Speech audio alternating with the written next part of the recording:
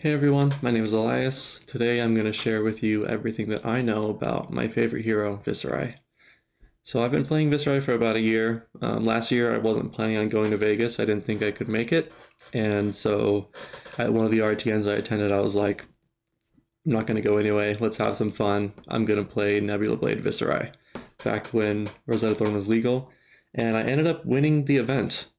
I definitely should not have. My deck was pretty bad, and I ran into some matchups that I don't think I should win, but I did, and I ended up finding a way to make it to Vegas. I decided to take Viserai with Rosetta Thorn, and I went 4-3 day one, dropped a play in the calling, and I placed 29th overall in the calling in Vegas.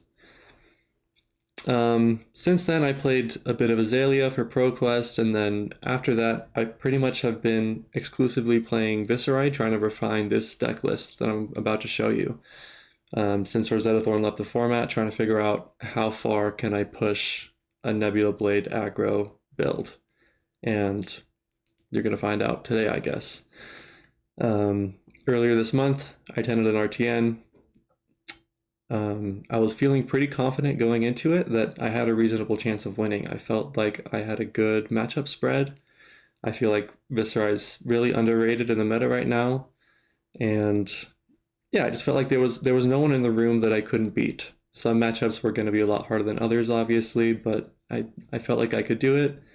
And I did. I ended up winning, which is probably why you're here, because I recently won an RTN, one of two Viserais to do it this season. And yeah, I think Viserai is really not that bad. I would say he's C tier at worst. I put him at like a high C or a low B tier. I feel like one of Viserai's strengths right now is that he doesn't have any auto loss matchups. I think most of his matchups are around 50% or better. Like some matchups are maybe 30-40, some matchups maybe 60-65, but he doesn't have any unwinnable matchups. And I think he's pretty good, and I think this deck is really fun, so I hope you like it. So I'm going to try to make this video as succinct as I can, because in the description there's a deck guide that I wrote that I worked really hard on that I go a lot more in depth there, so I figure I wouldn't sort of waste your time going over everything twice. And it's totally free. I want you to have it. You can read it. I hope you enjoy it. I hope you find it useful.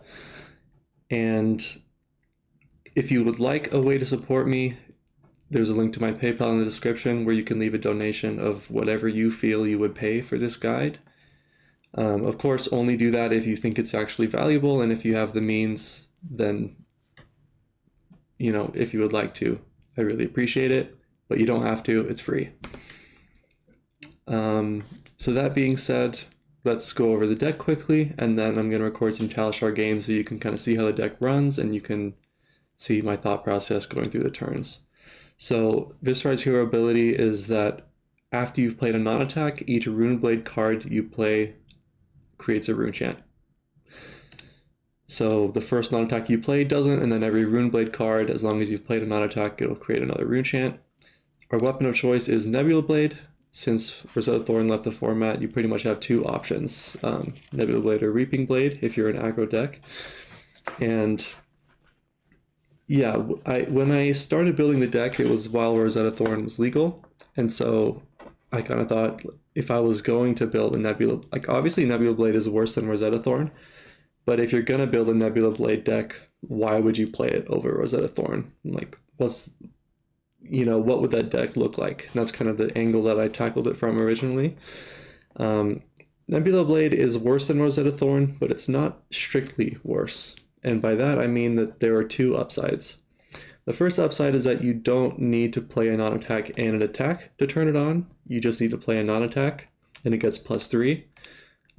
So that opens you up to a 2-card hand of playing Incantation into swinging Nebula Blade. If it hits, that's a 2-card 8. But the other upside is that if it hits, you create a rune chant token, which is not only 1 damage, but in this deck it's 1 resource. So obviously if you were going to build a deck around Nebula Blade, the first thing you would think of is playing attacks that are reduced by Rune Chance, which is an advantage that Nebula Blade has over Rosetta Thorn. So a quick look at the deck. If you look at the stats, we have 29 attacks and 30 non-attacks. That one other card is an Arcanite Shard. You don't need to have this. You could make this a blue block 3. There's some other things you could switch it for. But yeah, I want to run 30 attacks to 30 non-attacks. That's because of a couple cards we're running like Sonata Arcanix, Tome of the Arcanite. And also just because of how Viserai works. You want to play a split of non-attacks and attacks to get the most value out of your turns. So in the equipment suite, we got some pretty standard options. I'm running both headpieces for different matchups. We got the standard generics. Grasp of the Arcanite is your arms. It's a block 3 with Battle Worn, but the effect sometimes matters as well. Going first on turn 0, it's good. When you just have extra resources to dump into it, it's good. And then my favorite part about playing Viserai ever since I started, all my favorite turns involved using Spellbound Creepers. Maybe it's because I was a wizard player before. Like, I just love doing instant speed stuff, creating an action point. It was just really fun, and it felt really complicated at the time. Nowadays it doesn't feel complicated. It feels really simple because I've done it so much. But yeah, I wanted to use creepers as often as possible. And anytime I played Briar or Viserai, like, I always played creepers and Briar, and I always wanted to look for ways to build the deck around it. When you hear a lot of Viserai players talk about this as like an expensive Iron Rot, they're like, sometimes you use it, but sometimes it's just a block 1. And that made me sad because I love it so much. So ever since I started playing Viserai, I tried to build around it. And so this list is designed to abuse Spellbound Creepers and a Tunic resource. So I'm basically playing Tunic in like every matchup, and with Spellbound Creepers, we're able to have explosive turns more often than when we just draw a Mauve. Like, without a Mauve, we can still make the turn work. And even with a Mauve, we can sometimes go like 3 attacks wide, play a big 5-card hand, and do a lot of split damage, and Creepers is going to allow us to do that. So the cost curves of the deck are built around using Creepers and Tunic as effectively as possible. So going over kind of the basics, we have 9 Mauve, which is typical. Mordred Tide, Revel in Runeblood, Sonata Arcanix are all familiar faces. Runic Reckoning is a very good card from Dusk Till Dawn, and this is actually better in Nebula Blade than Rosetta Thorn for this reason we talked about earlier, that when you start your turn with a Rune Chant, this is just a 0 for 4, basically. So that's really good. And then Incantation is really important to the game plan, I think. The deck feels a lot stronger when you have this on the board. So we're playing 3 of these. It's a good 2-card hand with Nebula Blade, of course, but yeah, generally we're really happy to find this early and set it up.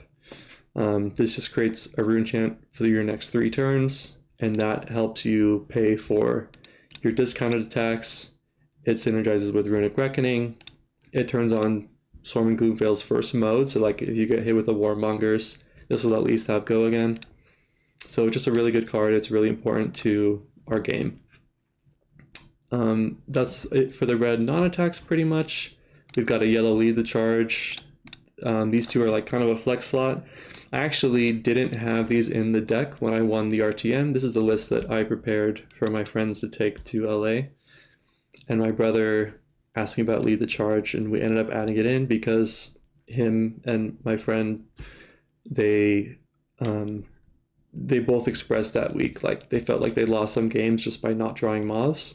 So this was a nice addition to just smooth out the action points of the deck, but I didn't actually have these when I won the RTN. So going over the attack actions in red, we have 2 Amplify the Arcanite in the main board. This used to be 3, and I think you can play 3, but I just wanted to smooth out the consistency a little bit. So I played 2 in the main board because a little too often it was costing 2 and sort of ruining my turn because of it. When this costs 1 or 0, it's the most overrate card in the deck. So one of my most common creepers plays is like activating creepers to play Revel in Runeblood, go to 6 rune chance and 2 action points, then play an amplify for free. And so in that case, this is just a 0 for 7. And like you have the action point. So it's kind of like playing an E-Strike with +2 and go again. And it costs you 1 card. So it's the best blue attack for that reason, in my opinion. This, like, as long as you have 2 or more rune chance, this is on rate or better with one of your reds. Like, it's just a consuming volition in blue. If you make that Revel play, this is a 0 for 5 in blue that blocks for 3. I mean, it's just broken. And the opportunity cost is not as high at playing 3 because it's a blue block 3. So we usually want to pitch it or block with it, but it's like the most powerful blue on our big hands that have enough rune chance. On a mauve turn where you start with 2 rune chance, this is like on rate with one of your reds. We have 2 meet and greet and 2 consuming volition. So these are, well, I'll go over Spellblade Strike first. So with 3 Spellblades and these, we have 7 red attacks that cost 1 at base. Spellblade Strike just creates a rune chant token. This is just a workhorse. It discounts our amplifies and our drawns. It also works really well with Mordred Tide, creating 4 rune chants. So this just sort of works with everything. It's a 1 cost, so on a 3-card hand with a Mavrian Skies, this is the best attack to have because it's just the best rate, basically. And yeah, just creating rune chance fuels the rest of the deck. It works well with everything. So that's where we're playing 6. Meet and greet is, if it hits, it's on rate with Spellblade Strike, so that's awesome. Also, it has, if you've dealt arcane damage, it gains go again. I think this is really valuable. Action points are hard to come by in this deck, and I think you can definitely play 3 meet and greet if you want. Yeah, I value this card pretty highly.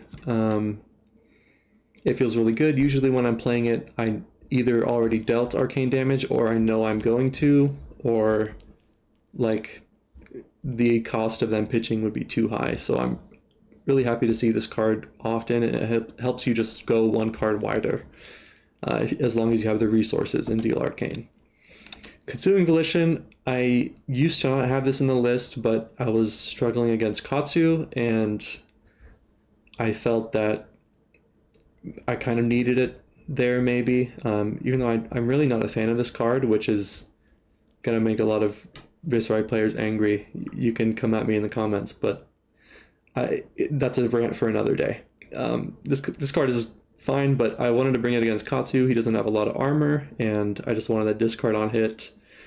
I really like it a lot with the Tunic counter to play like Runic Reckoning. If you have a rune chant, Runic Reckoning into Consuming Volition on a Tunic counter is like the best rate you can play it for, because you're not like pitching a card to do it.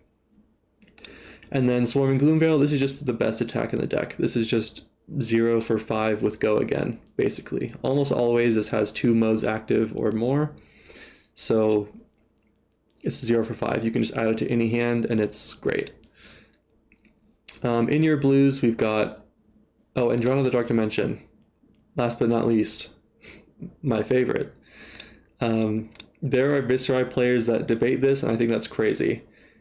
So, first of all, this is cost 2 for 3 physical, but as long as we usually start our turn with 1 or 2 rune chance. This is usually cost 0 or 1. In a pinch, you can pitch 2 into it when you have to, but most of the time it costs 0 or 1.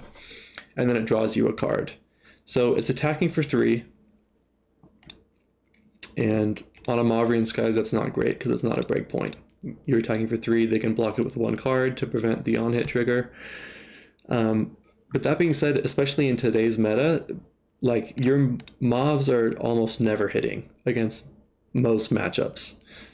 You've got Valiant Dynamo, you've got a lot of block 4s, etc. Everyone has 10 temper equipment block. So yeah, instead of threatening a breakpoint, this just draws you a card. And if you say that that card you draw is worth 3 value, then this is, when it costs 0, this is like a 0 for 7 in a sense. And that being said, I think the card you draw is usually worth a lot more than 3 value. So, you know, it's like if you draw a Spellblade Strike off this and put it in Arsenal, this is a 1 for 6. So how much was this Drawn to the Dark Dimension worth? Like a lot more than a 0 for 4. Because the card you draw is worth a lot more on offense than defense typically. And having an Arsenal is really important to me in this deck. So I value this card very high. It allows you to string together 5-card hands, which like no other card allows you to do that. You can play a 5-card hand, use creepers to just add a 0 for 4 onto the turn, and then end with an Arsenal and have a 5-card hand again. So I think this is really valuable. I think the card draw, like instead of presenting 3 rune chants on hit, this says gain a card's worth of value, which is more than 3. So I run it in blue as well. One, because I'm happy to use my blues aggressively in this deck. Again, when this costs 0 and it's worth 2 value on its own, if the card you draw is worth 3, this is a 0 for 5 in blue, once again. Which, when you put it like that, sounds totally broken. Why wouldn't you play it? Of course, attacking for 1 like kind of sucks, but in a late game scenario when your opponent doesn't have any equipment, this is kind of as good as having a red. You're just, because if you play like a red mob into a blue drawn, if they don't have any armor block, they have to give you an entire card to block it. So late game, it puts in work. You know, all your blues are kind of like you don't want to play them, but you're happy to when you draw a blue heavy hand. And I'm happy to like tack this onto a turn using creepers to just gain 2 value and then end with an Arsenal. And sometimes you can play in your turn around the card you draw. Sometimes you can use it. Arcanic Crackle is sort of the most surprising addition to a lot of people. Of course, it's attacking for 3, which is again not a breakpoint for Mauve, but it's just a 0 for 5 as long as you have Viserai active, obviously. But this is really here to smooth out the cost curve of the deck. And again, when we're talking about creepers hands, Arcanic Crackle is here to just be able to play our hand out offensively as consistently as we can. I don't want to draw a hand and not be able to play it. So sometimes with a 1-cost attack, we don't have the resources to play a creeper's turn, and this just allows you, it opens you up to a lot more lines that the other cards don't allow you to do. So an easy example is if you have like Mordred Tide, Arcanic Crackle, you pitch a blue to play creepers, Revel in Runeblood, and then swing your sword. You can't do that with any other attack in the deck, unless, you know, you start with Rune Chance to play one of these. But that line, if you had a Spellblade Strike to do the same thing, you would need a Tunic counter. So Arcanic Crackle just allows you to more consistently play your hands.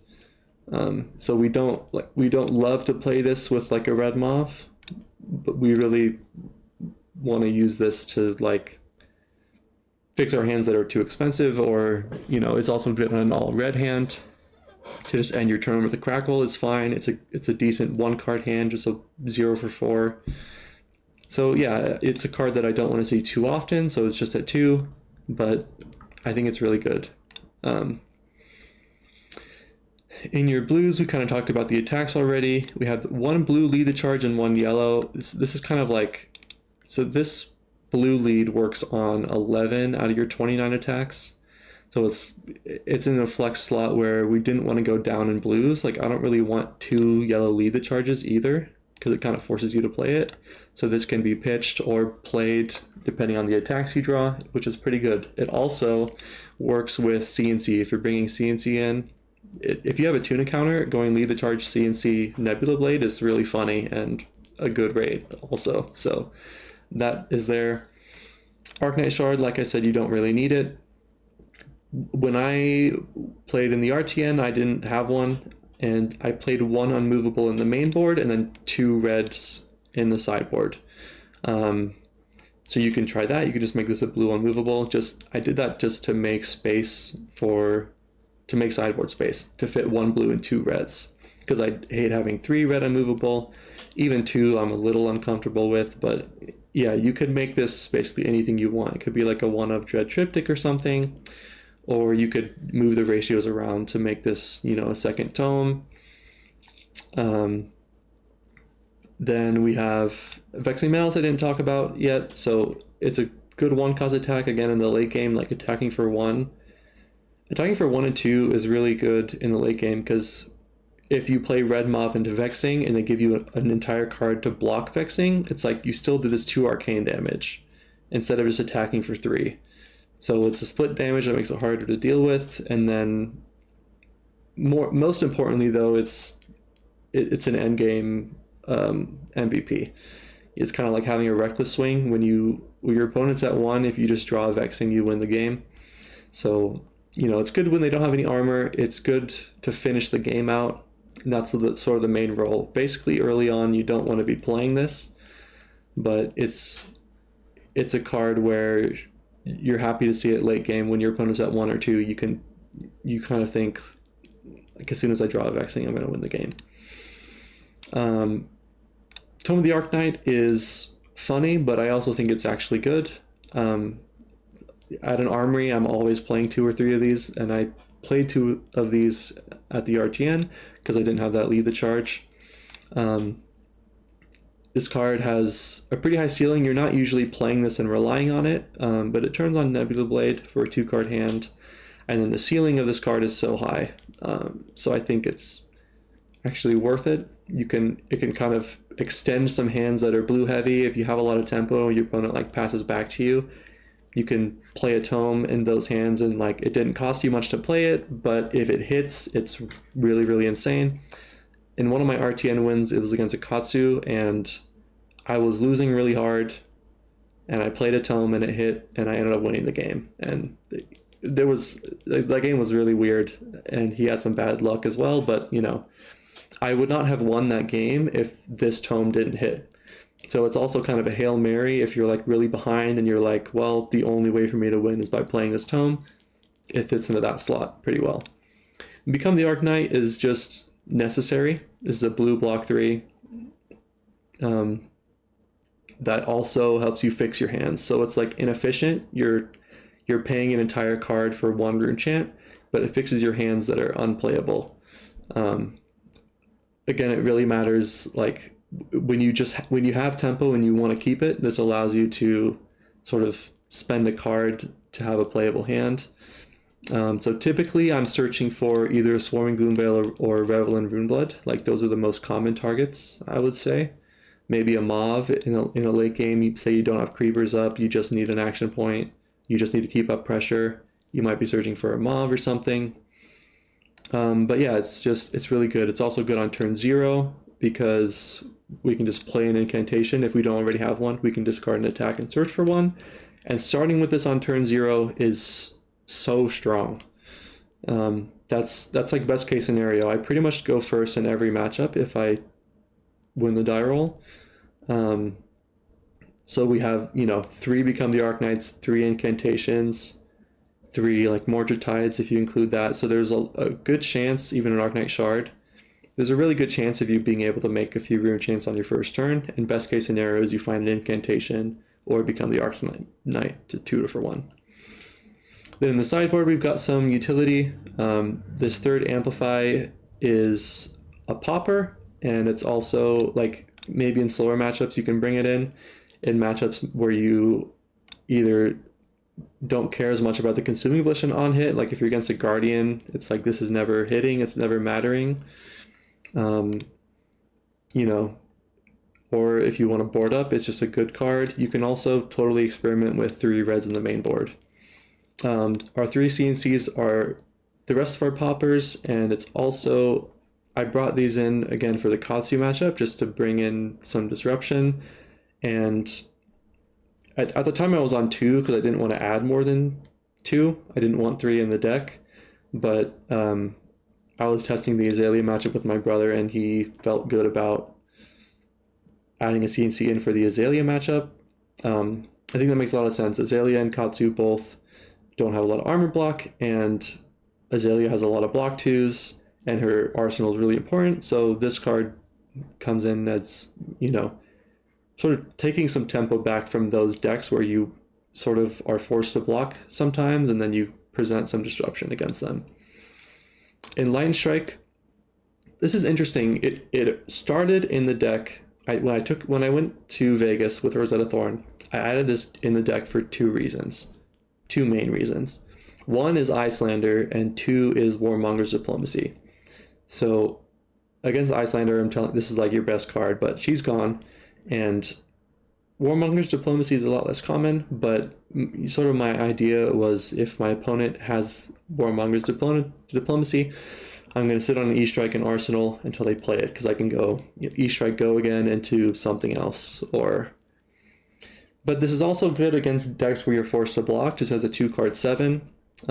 So I like to play it against Bravo, Uzuri, where there are a lot of hands where instead of blocking with a bunch of armor, I'm just going to give up 2 cards to block like a Spinal, or to block a stealth attack and just play a 2-card 7.